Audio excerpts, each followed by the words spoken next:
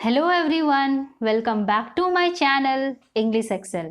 Friends, एक अच्छा English speaker होने के लिए आपको वोकैबुलरी का नॉलेज होना बहुत ही ज़रूरी है, क्योंकि सेंटेंस आप तभी फॉर्म कर पाओगे जब आपके पास वर्ड्स होंगे।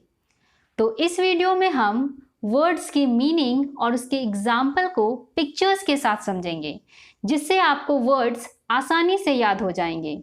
तो वीडियो बहुत ही इंफॉर्मेटिव है। फ्रेंड्स, अगर आप मेरे चैनल में पहली बार विजिट कर रहे हैं तो मेरे चैनल को सब्सक्राइब कर लें और साथ में बेल आइकन को भी प्रेस कर लें, ताकि मेरे वीडियोस के अपडेट्स आपको मिलते रहें। So let's begin.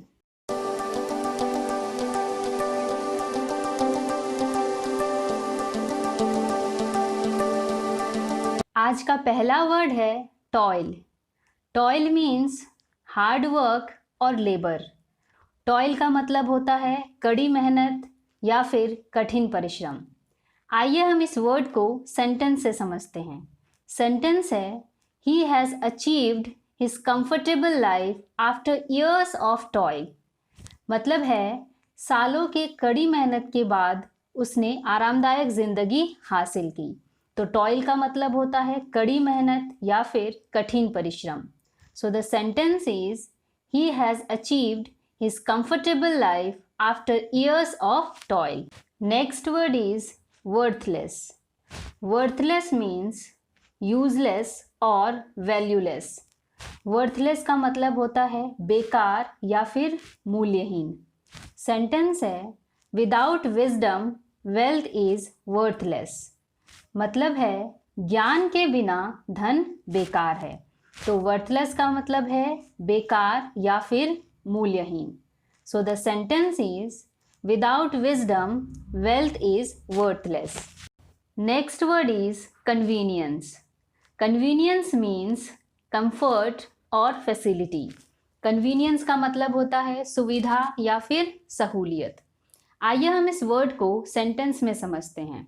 सेंटेंस है, 5-star hotels have every modern convenience. मतलब है 5 सितारा होटल्स में सभी प्रकार की सुविधाएं होती हैं। तो कन्वीनियंस का मतलब होता है सुविधा या फिर सहूलियत। So the sentence is, 5-star hotels have every modern convenience. Next word is compel.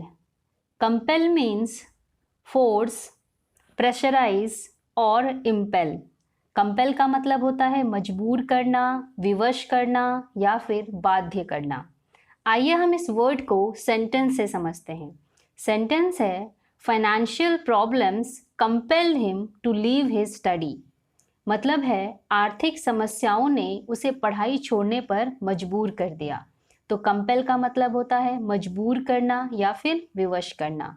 So the sentence is, financial problems compelled him to leave his study.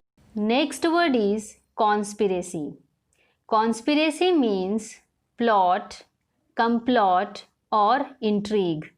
Conspiracy का मतलब होता है साजिश या फिर षड्यंत्र। सेंटेंस है, he claimed that it was all a conspiracy against him. मतलब है उसने दावा किया कि यह सब उसके खिलाफ साजिश है। तो कॉन्स्पिरेसी का मतलब होता है साजिश या फिर षड्यंत्र। सो the sentence is, he claimed that it was all a conspiracy against him. Next word is bias. Bias means partiality और favoritism. Bias का मतलब होता है पक्षपात या फिर तरफदारी। सेंटेंस है, judges should give judgment without any bias. मतलब है न्यायाधीशों को बिना किसी पक्षपात के न्याय करना चाहिए। तो बायस का मतलब होता है पक्षपात या फिर तरफदारी। सेंटेंस इज, जजेस should give judgement without any bias. Next word is commence. Commence means start और बिगिन। कमेंस का मतलब होता है शुरू होना, प्रारंभ होना या फिर आरंभ होना। सेंटेंस है, the meeting is scheduled to commence at noon. मतलब है मीटिंग निर्धारित समय पर दोपहर को शुरू होगी। तो कमेंस का मतलब होता है शुरू होना या फिर प्रारंभ होना। सो the sentence is, The meeting is scheduled to commence at noon. Next word is advice. Advice means counsel or to give advice. Advice का मतलब होता है सलाह देना, सुझाव देना या फिर परामर्श देना। आइए हम इस वर्ड को सेंटेंस में समझते हैं। सेंटेंस है she advised him to study hard. मतलब है उसने उसे मेहनत से पढ़ने की सलाह दी। तो एडवाइस का मतलब होता है सलाह देना या फिर सुझाव देना या फिर हम कह सकते हैं परामर्श देना। So the sentence is she advised him to study hard. Next word is decency. Decency means politeness, bashfulness और एलिगेंस। डिसेंसी का मतलब होता है शिष्टता, सुशीलता या फिर शालीनता। आइए हम इस वर्ड को सेंटेंस में समझते हैं। सेंटेंस है she has the decency to apologise on being wrong. मतलब है उससे गलती होने पर माफ़ी मांगने की शिष्टता है।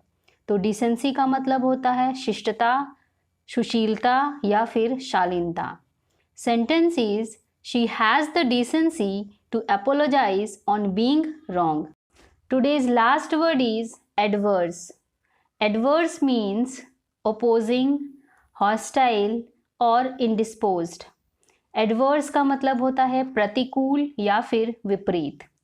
सेंटेंस है We should always be optimistic during adverse situations. मतलब है हमें प्रतिकूल परिस्थितियों में हमेशा आशावादी होना चाहिए। तो एडवर्स का मतलब होता है प्रतिकूल या फिर विपरीत। So the sentence is we should always be optimistic during adverse situations. अगर आपको यह वीडियो पसंद आए तो लाइक, कमेंट और शेयर ज़रूर कीजिए और चैनल को सब्सक्राइब करना ना भूलें। Thanks for watching.